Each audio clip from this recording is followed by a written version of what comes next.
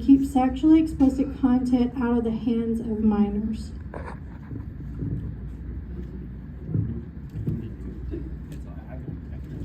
Oh, you turn it off. Okay. Can we get a little bit from all of you on this topic? So you want okay? You want us all to answer? Yeah. No, I think so. I've always been clear on this issue, and the first thing I always say is, number one, let's get our kids reading. Right? I want to make sure that our kids are able to read the books in the library before we look at it, even if they're appropriate or inappropriate. And our kids not having proficiency in, like I said, student achievement, that's number one. We have to make sure that we're addressing that. But number two, making sure that the books that are in the libraries are age appropriate, right?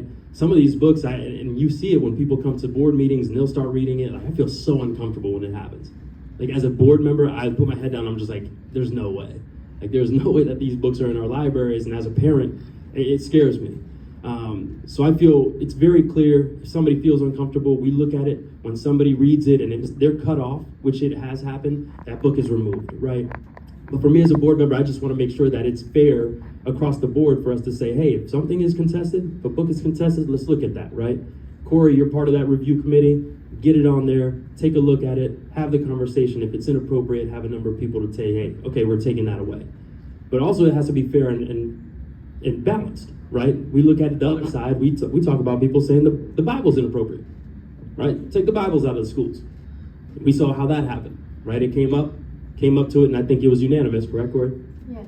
Correct me if I'm wrong, that it was appropriate to be in the schools. So I think for us, it's you want to make sure, number one, that they can read, but also for it to be age appropriate. We want it to be appropriate materials at what our kids are reading. So I think we have to keep an eye on the process, especially as a board member, to make sure it is a fair process, equitable process, and we're following it, like in making sure it's followed. So that's my take on that.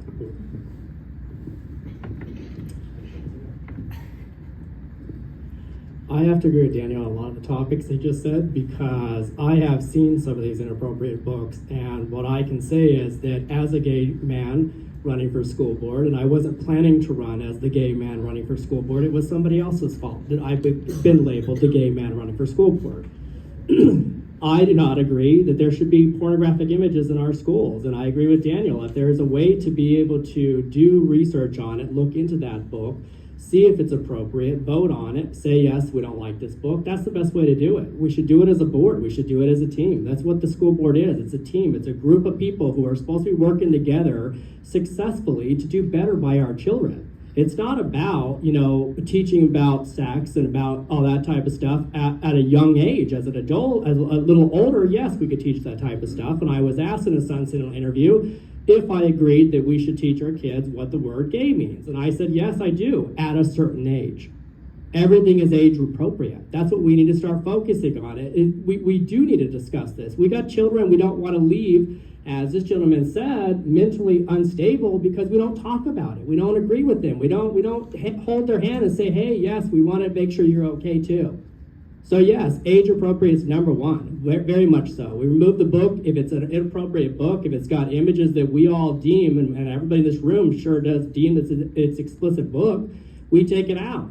If there's a very, very detailed RAPE scene inside of the book, we take it out too. If it's a regular, calm, nice one, it's different. There are standards, and if we bring it up to the board and we all look at this board, or we bring it up to the young lady there and she looks at it and they make a vote and they bring it up to us and they say, hey, what do you think? We remove it. We do it based on the board.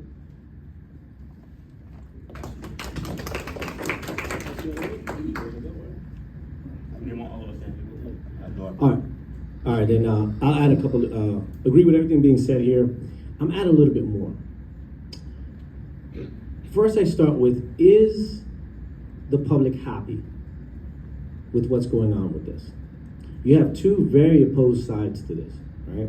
They come at this from very passionate places, and I come at these things, this is what you need leadership for this right here, the hard stuff. Before I decided to run, I was, again, going around. I actually went, because I couldn't believe everything I was hearing. I didn't understand it. So I went to go see it for myself. So whenever this topic comes up, always ask, were you in the room when this was happening? I was. I know who was in there. And I sat back there and watched and see how we can help We don't need to be divided on something like this, and there's hope. There's hope on this topic. There really is.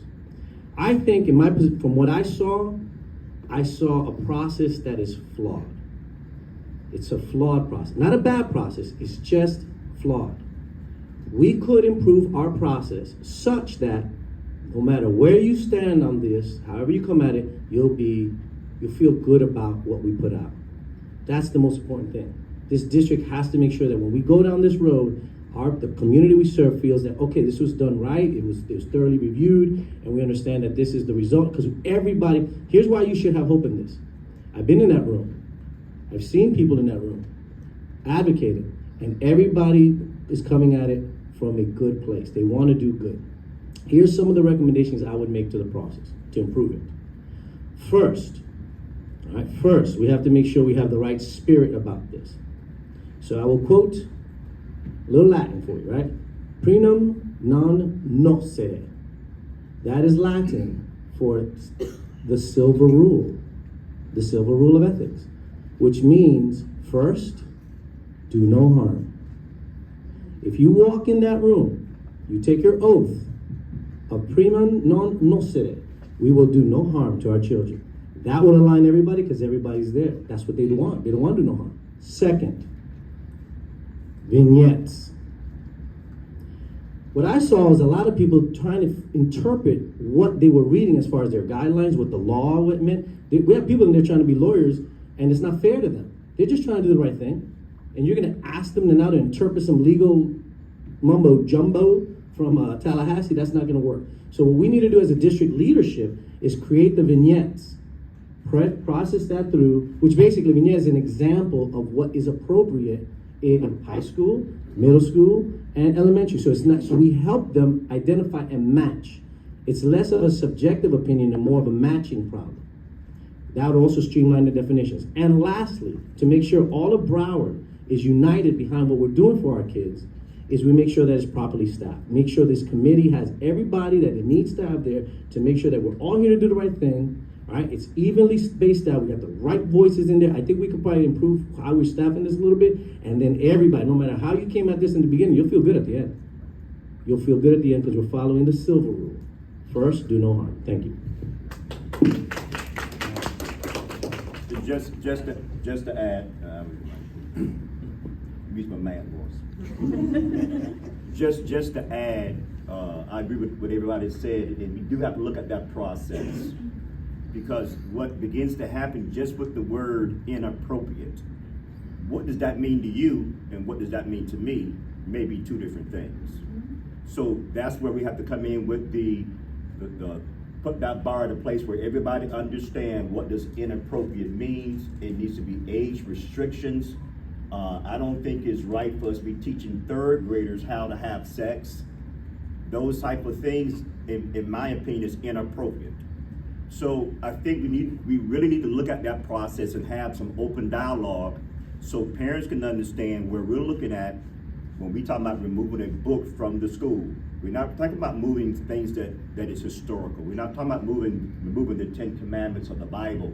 We're talking about removing things that child is not old enough or mature enough at this point to be grabbing a hold of. That's the things we need to look at, because sometimes we introduce our kids to things that they are not mature enough to handle, and now it opens another door. I shared with somebody the other day, now we're teaching these elementary kids now about sex. I pray that teenage pregnancy does not all of a sudden open up and be an increase, because we have now introduced children to something that they are not mature enough to handle.